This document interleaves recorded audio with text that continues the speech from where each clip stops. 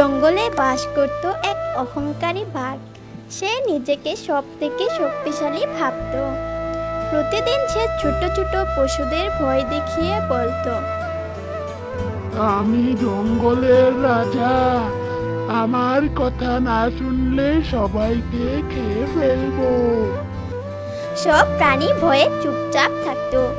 কিন্তু একদিন খরগোশ বলল, এইভাবে তো চলতে পারে না, কিছু একটা করতে হবে। খরগোশ গেল কচ্ছপ, বানর আর পাখির কাছে। সবাই মিলে এক পরিকল্পনা করলো। পরদিন খরগোশ বাঘের কাছে গিয়ে বলল, বাঘ মামা, আরেকটা বাঘ এসেছে। সে বলছে সে এই জঙ্গলের নতুন রাজা। বাঘ রেগে গিয়ে বলল, কোথায় সে বাঘ?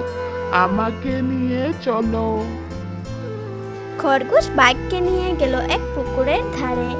সেখানে সে বলল, ওই পুকুরে সে লুকিয়ে আছে। বাঘ পানিতে তাকিয়ে দেখলো নিজের প্রতিচ্ছবি। সে ভাবলো, এই তো সেই বাঘ। রেগে গিয়ে সে পানিতে ঝাঁপ দিল।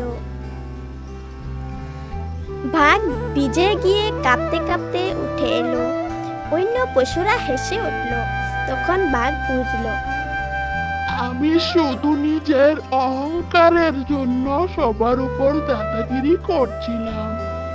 এখন বুঝলাম, একতা থাকলে ছোটরাও বড় কাজ করতে পারে।